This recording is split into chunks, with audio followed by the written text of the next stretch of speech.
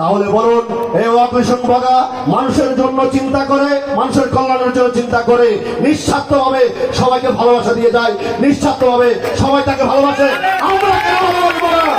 যদি আমাদের সত্যবাদী ভালোবাসা হয়, কাল হাসরের ময়দানে আমাদের বিচারের কাঠগড়ায় জানাতে হবে।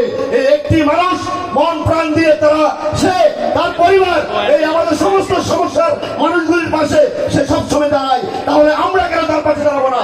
আপনারা কেন কেন তার পাশে আছেন? হাত তুলে দেখান। আপনাদেরকে নিঃস্বার্থ ভালোবাসে, আগামী দিনে তার চেয়ে বেশি কিছু করবে আপনাদের পাশে থাকে।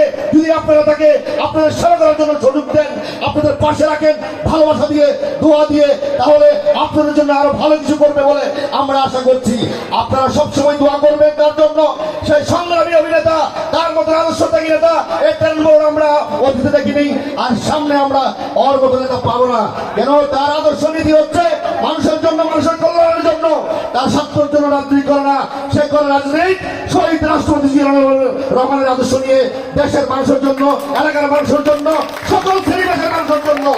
ধর্ম বর্ম দেখে না, যেই মানুষই তার কাছে যায় সাহায্য সহযোগিতার জন্য, কোনো একটি ব্যক্তিও খালি হাতে ফিরেনি আজ পর্যন্ত আমার দেখায়। আজও যেই যাক কেউ ফিরবে না খালি হাতে। যদি আপনারা তাকে ভালোবাসা দেন, আপনাদের জন্য তার চেয়ে হাজার গুণ বেশি করবে। এই বলে আমার বক্তব্য শেষ করছি। আসসালামু আলাইকুম রহমতুল্লাহ।